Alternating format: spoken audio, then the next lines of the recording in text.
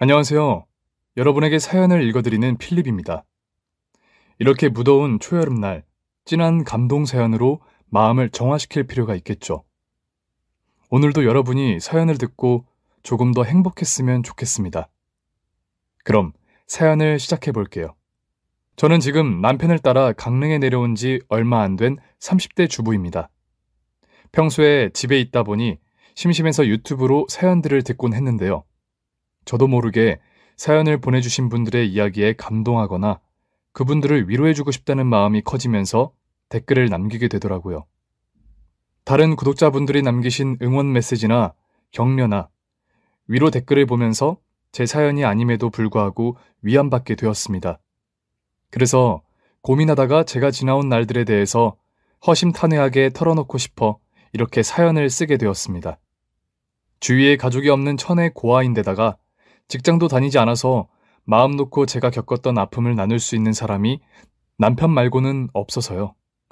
그마저도 그이는 제가 겪은 일들에 대해 겉으로 드러난 일부분만 알고 있을 뿐 자세하게 이야기해주지 않아서 잘 몰라요. 제가 얼마나 힘든 일을 겪었는지 알면 분명 저를 따스하게 안아줄 사람이지만 이상하게도 입이 떨어지지 않더라고요.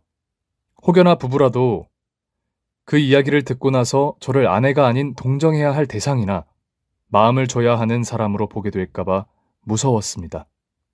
그래서 익명의 힘을 빌려 이곳을 통해 제가 지나온 삶에 대해 구독자 여러분들께만 조심스레 들려드리고자 합니다. 긴 이야기가 되겠지만 잘 들어주시면 감사하겠습니다. 몇 년 전만 해도 남녀 차별이 사회적으로 큰 문제가 되었던 것 같은데요. 우리 집도 예외는 아니었습니다. 30대인 저만 해도 직장에서 남자 동기들보다 승진이 늦어진다거나 결혼했다는 이유 하나만으로 육아휴직을 걱정하는 상사들의 한숨 소리를 들어야 한다거나 불합리한 경험을 해야 했는데요. 사실 저는 어릴 때부터 이런 남녀차별적인 환경에 익숙한 사람입니다. 그건 바로 저희 할머니 때문이에요. 할머니는 어릴 때부터 저와 오빠를 많이 차별하셨어요. 잘 기억도 나지 않는 5살 무렵에 오빠는 저와 2살 차이밖에 나지 않았지만 집안의 맞손주이자 종갓집의 중손이라는 이유만으로 안하무인이었습니다. 5살이라는 어린 나이였음에도 불구하고 제가 오빠인 자신의 말을 잘 이해하지 못하거나 자기 대신 부모님의 관심을 얻으려고 하면 어른들 몰래 꿀밤을 때리거나 저를 못살게 괴롭혔습니다. 하루는 엄마가 오빠와 치과에 다녀오면서 간식을 사다 줬는데 본인은 이가 아픈데 저만 맛있게 먹는 모습이 짜증난다면서 그 모습이 꼴보기 싫다는 이유만으로 7살짜리가 제 머리 위에 간식을 쏟아 붓더라고요. 친구와 전화통화를 하느라 방에 있다가 우는 소리가 들려 거실로 나온 엄마는 저를 보더니 그대로 굳어서 오빠에게 매를 들었습니다. 어린아이가 어떻게 동생한테 이렇게 악독하게 대하냐는 이유에서였죠. 제가 어린 나이에도 그 사건을 똑똑히 기억하는 이유는 퇴근 후 돌아온 아버지가 엄마가 오빠를 혼낸 것을 알고 소리를 지르고 저희가 보는 앞에서 엄마를 밀쳤기 때문입니다. 당신, 우리 집에서 얘가 어떤 애인 줄 뻔히 알면서 제 자식을 혼내? 그깟 간식 좀 딸년 머리에 쏟았다고 장손을 혼냈다고? 이 여자가 대체 정신이 있는 거야, 없는 거야? 하면서 아버지는 엄마의 어깨를 잡고 크게 화를 내셨습니다. 그 모습을 보면서 저는 겁에 질려 오줌을 쌌지만 옆을 보니 오빠는 얼굴에 미소가 가득한 짓궂은 표정을 짓고 있었습니다. 엄마는 아버지의 귀에 눌려 연신 자신이 잘못했다는 이야기만 하셨어요. 그때 알았습니다. 제 옆에 앉아있는 오빠라는 사람은 악마라는 사실을요.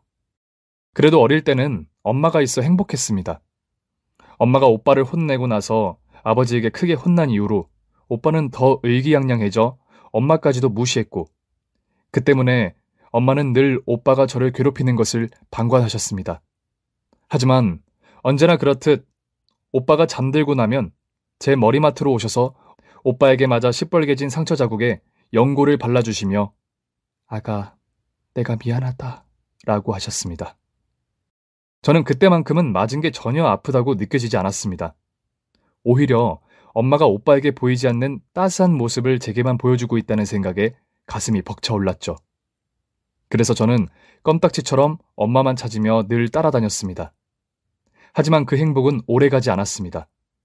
제가 10살이 되던 해, 아버지가 하고 계신 사업이 망해 정말 드라마에서나 볼 수 있을 것 같은 빨간 딱지가 집안 곳곳에 붙여졌습니다. 지금에서야 그게 무슨 뜻인지 알겠지만 당시에는 집안에 그것을 붙인다는 게 어떤 의미인지 몰랐습니다. 그저 학교가 끝나고 집에 돌아오니 집안에 붙여진 빨간 딱지를 바라보며 멍하니 앉아 울고만 있는 엄마와 술병이 나뒹굴고 있는 가운데서 혼자 술만 마시고 있는 아버지만 계셨습니다. 엄마, 무슨 일이에요?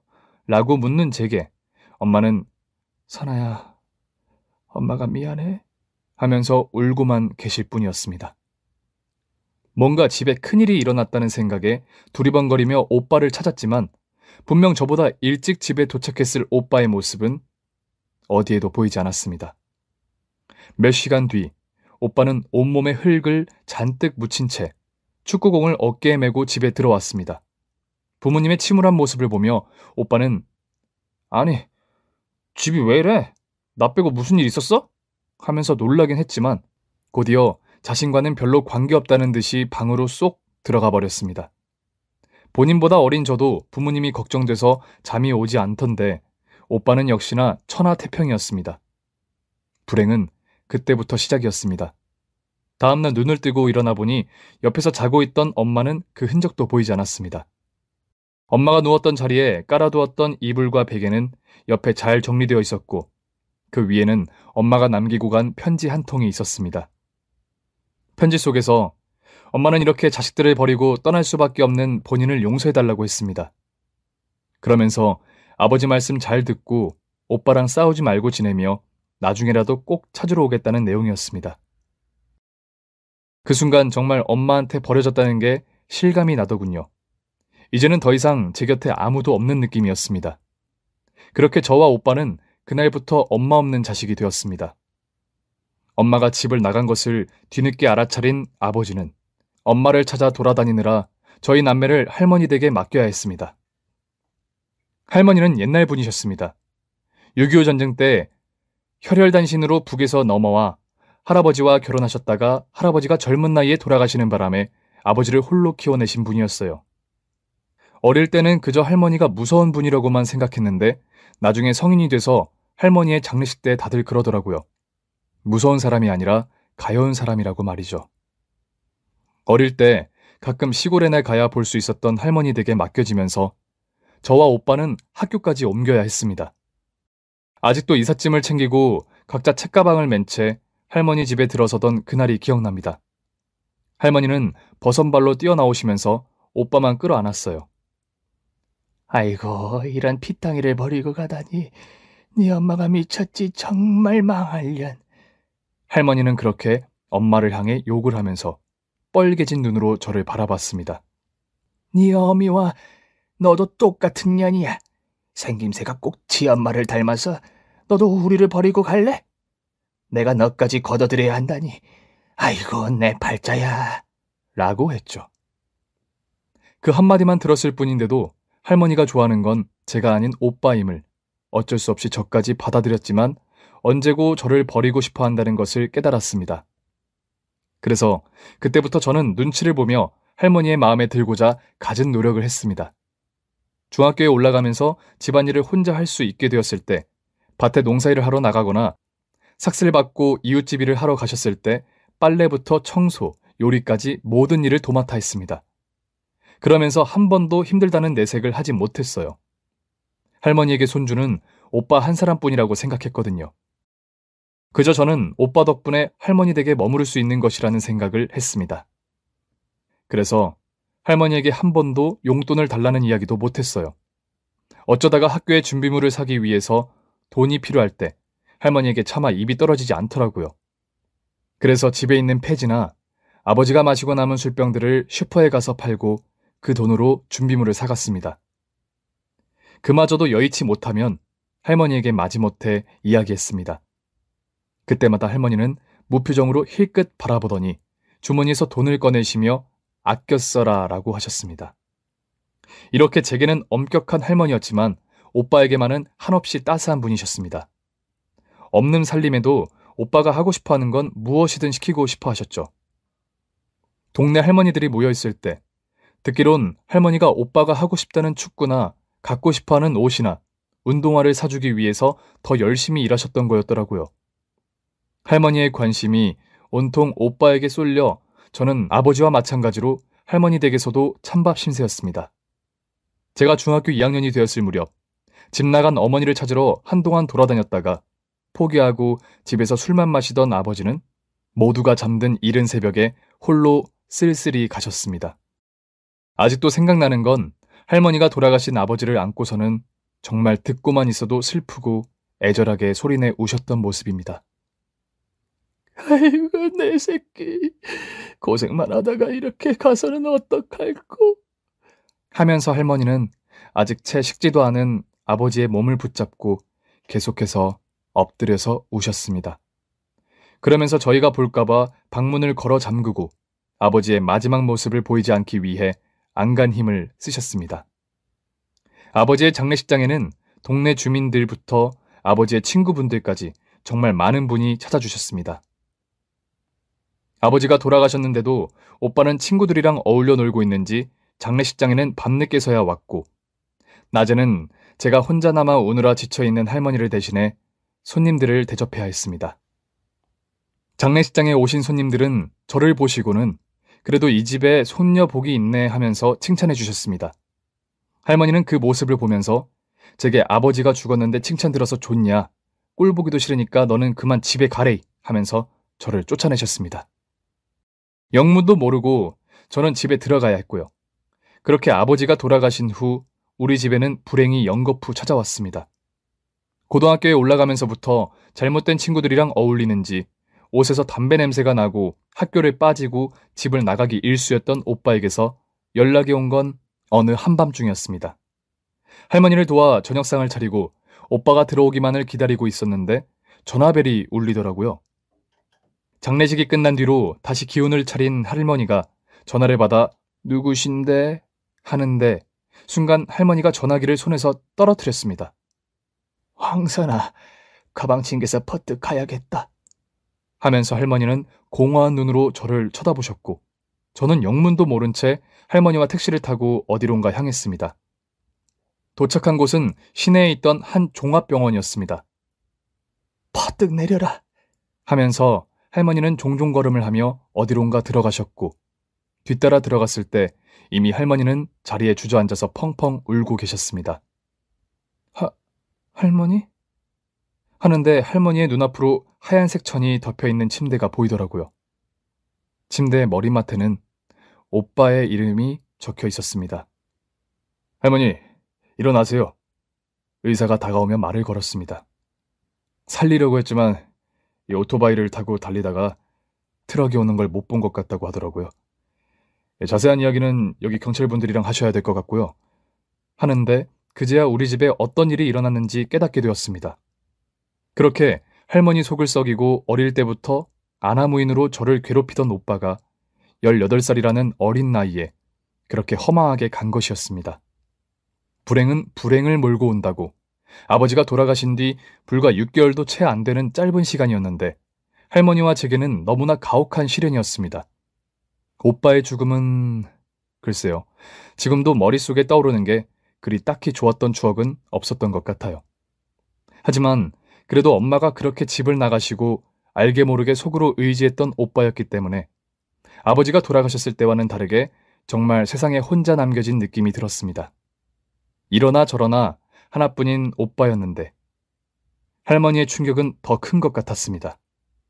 아버지가 계시지 않지만 장례식이 끝나고 저희를 앉혀놓고서는 본인이 살아가는데 가장 큰 이유가 저희라면서 속 썩이지 말고 공부 잘해서 나중에 아버지에게 부끄럽지 않게만 해달라고 했는데 오빠의 죽음은 할머니에게 너무나 큰 사건이었습니다.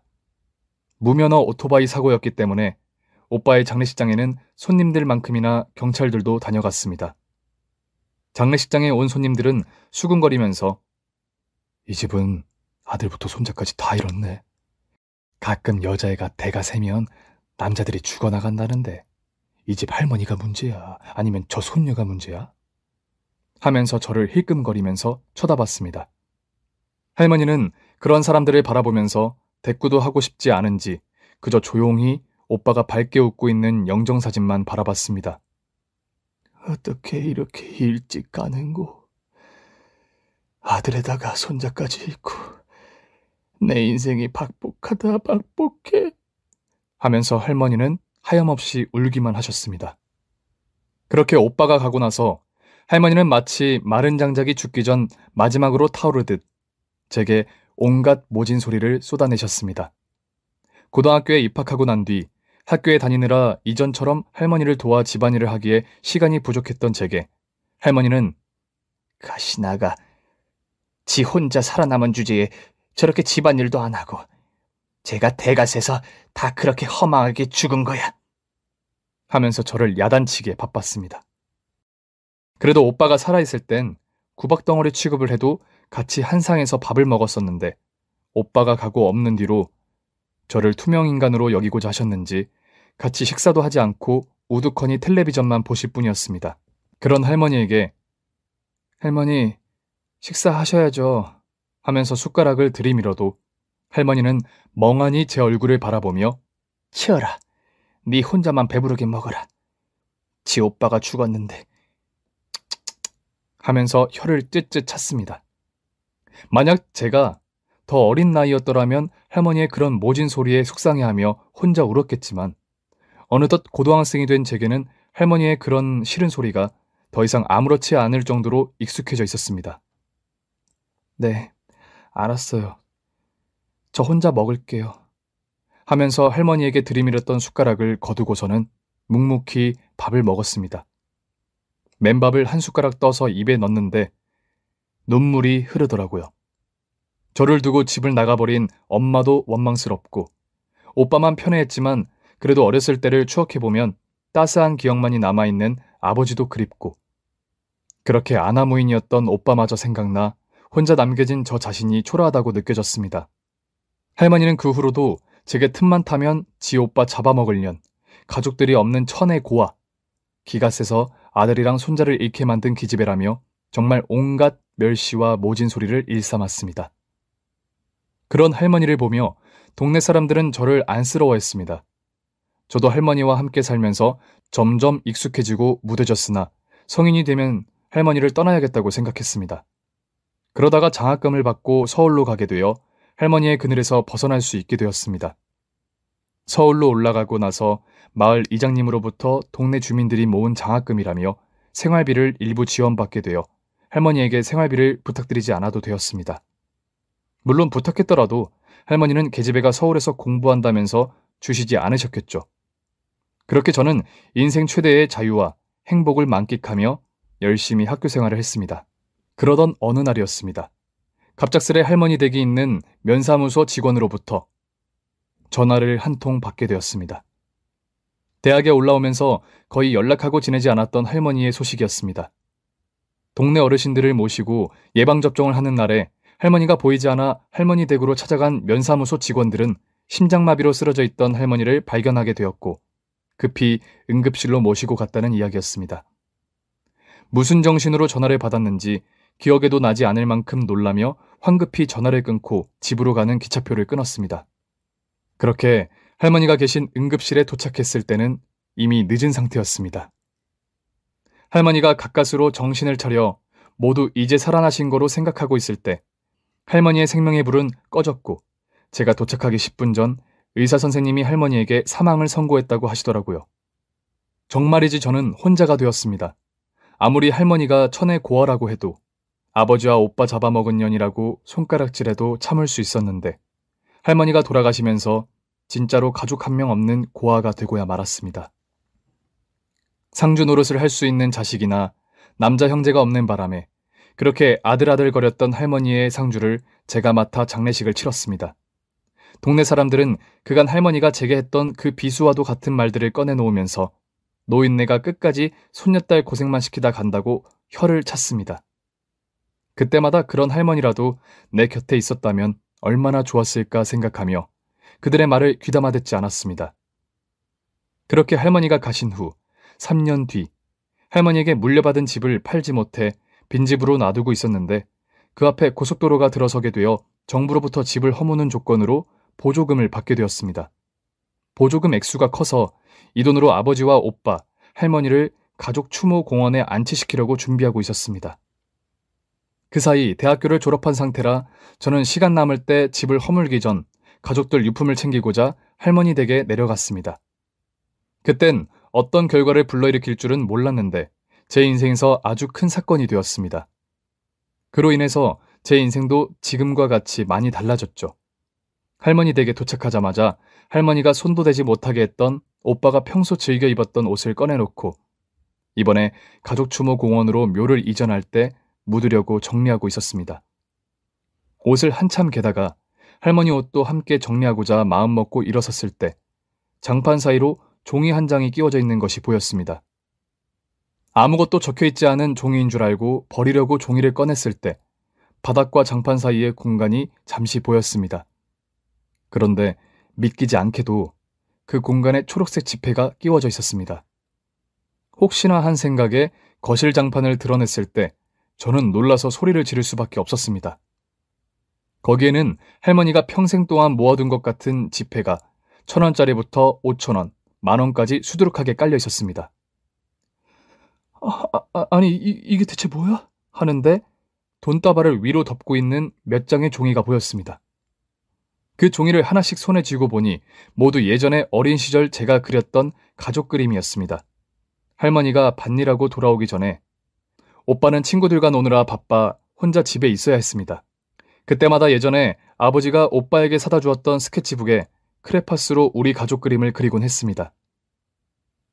그림 속에 집을 나간 엄마와 아버지, 그리고 오빠와 제가 활짝 웃으며 할머니와 같이 행복한 시간을 보내는 모습을 담았기 때문에 할머니에게 들키지 않으려고 애를 썼었는데 결국 할머니에게 들키고 말았던 그림들이었습니다. 그때 할머니는 너 집 나간 애미를 그리다니 도대체 정신이 있는 게야? 어리다고 이렇게 해도 되는 줄 알아? 하면서 크게 화를 내시고는 제가 말리는데도 그림을 모두 버리겠다며 집 밖으로 들고 나가셨습니다. 그러느라 저도 그림을 까맣게 잊고 있었는데 어느새 그 그림들이 모조리 이곳에 있었던 것이었습니다. 바닥에 깔려있던 지폐를 하나씩 꺼내 세고 있었는데 아까는 보지 못했던 편지 봉투가 몇 개 보였습니다. 손으로 하나씩 편지 봉투를 열어 편지를 읽었을 때 저는 믿을 수가 없었습니다. 모두 할머니가 자필로 저와 자신에게 쓴 편지이자 일기였습니다. 선아에게 오늘도 또 미운 말을 했다. 제 아비도 잃고 오빠도 잃고 어미마저 집을 나간 불쌍한 애인데 왜 그 아이만 보면 걔가 생각이 날까? 그 애가 너무 어린 나이에 그렇게 가서 그런지 아니면 그 아이가 그렇게 일찍 죽은 이유가 나 때문이라고 타박했던 부모님 때문에 그런지 선아의 얼굴에서 그 아이의 모습이 보여서 다정하게 대해줄 수가 없다. 그래도 우리 선아 예쁘게 키워서 좋은 데 시집 보내면 내가 편안하게 눈을 감을 수 있지 않을까? 선아에게 미안한 이유는 너무나 많다. 할머니라고 해서 따뜻한 정을 주지도 못하고 그렇다고 좋은 환경에서 키우지도 못하고 선아를 보고 있자면 아들에게 해주지 못했던 것들이 생각나서 돈을 쓸 수가 없다. 선아는 기집애가 손끝이 누굴 닮았는지 야무져서 어릴 때부터 그림을 곧장 잘 그렸는데 할머니가 되어서 지 엄마 그렸다고 그림을 버리겠다고 하지 않나. 참, 나도 선아에게 못할 짓을 너무 많이 한 것 같다. 늙으면 죽어야 했는데 제 엄마 찾는 게 뭐 그렇게 잘못한 일이라고 애한테 그렇게 모질게 대했을까. 요즘 건강이 좋지 않은 게 느껴지는데 선아랑 연락을 하지 못한 지 오래되었다. 선아에게 미안해서라도 전화를 할 수가 없는데 죽기 전이라도 꼭 선아를 만나고 미안하다는 말을 하고 싶다. 하는 할머니의 회고가 거기에 다 쓰여 있었습니다. 거실뿐 아니라 방에도 장판을 드러내 보니 모두 돈과 어릴 때 그렸던 그림, 편지가 가득했습니다. 편지를 모두 읽고 나서야 할머니가 지금까지 왜 제게만 그리 야박했는지 이해할 수 있게 되었습니다. 할머니에겐 어린 동생이 있었고 남북전쟁이 일어나기 몇 년 전 급체로 죽었는데 그때 그 떡을 주었던 게 할머니였던 것이었습니다. 할머니 때문에 자신들의 자식이 그렇게 갑작스럽게 죽었다며 집안에서 온갖 멸시와 구박을 당하다가 전쟁으로 혼자 이곳까지 피난을 오게 된 것이었죠. 할아버지를 만나 귀한 아들을 낳았지만 할아버지도 아버지도 일찍 돌아가시고 손자마저 그렇게 갔을 때 제게 그동안 모질게 대한 것이 후회되었다고 쓰여 있었습니다. 하지만 제가 할머니의 여동생과 너무 닮았기 때문에 어린 시절 상처받았던 자신이 떠올라 잘 대하기가 어려웠고 모진 소리를 할 때마다 죄책감 때문에 힘드셨던 것 같았습니다. 나중에는 하도 자신이 팔자가 반복해서 남편과 아들, 손자를 모두 앞세웠는가 싶어서 저만이라도 행복하게 살았으면 하는 마음에 서울에서 유학할 수 있도록 동네 이장님을 통해 장학금이라는 이름으로 몰래 돈까지 붙여주셨으면서 그렇게 저를 찾지 않으셨던 것이었습니다. 제게도 자신의 그 기구한 팔자가 혹시라도 영향을 줄까봐 할머니는 제가 보고 싶은 마음을 참고 홀로 아프다가 세상을 뜨게 되신 거였습니다. 그 사실을 모두 알았을 때 저는 할머니가 처음에는 너무나 원망스러웠습니다. 차라리 끝까지 미워할 거면 미워하지, 알고 보니 저를 그렇게나 아꼈다는 게 실감이 나지도 않고 죽은 뒤에 무슨 소용이 있는지 싶어 눈물밖에 나오지 않았습니다. 하지만 할머니가 남기고 간 이 모든 것들이 결국 저를 위한 선물이었다는 것을 깨닫고는 눈물을 그치고 할머니가 묻히신 동네 뒷산으로 달려갔습니다. 도착하자마자 할머니의 묘를 두 팔로 안고서는 온 동네가 떠나가게 큰 소리로 울었습니다. 할머니, 이럴 거면 좀 더 오래 살았어야죠.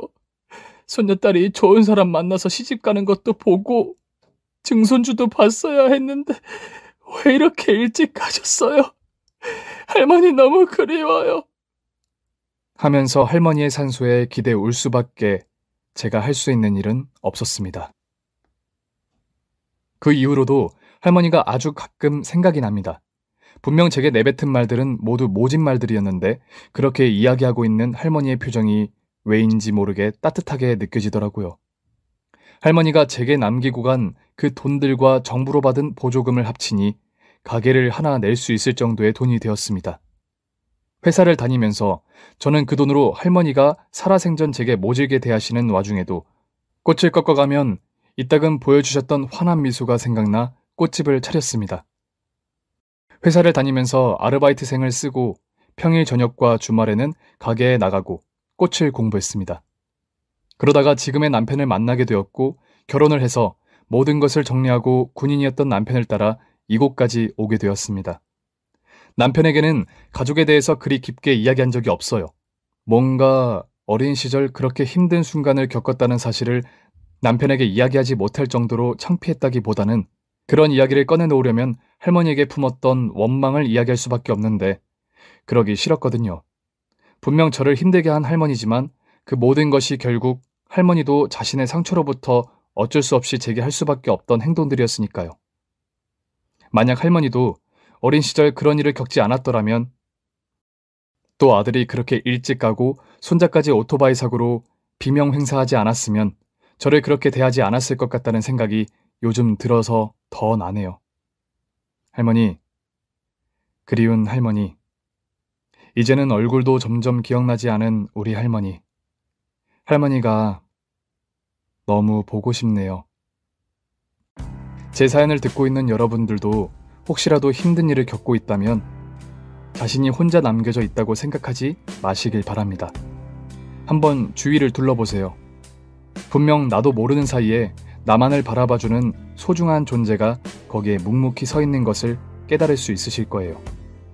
지금까지 긴 제 이야기를 들어주셔서 감사드립니다. 여러분들의 앞날에 따뜻한 위로가 되셨길 바라며 댓글을 통해 제게도 위로 한마디씩 남겨주시면 소중히 잘 읽어보겠습니다. 감사합니다.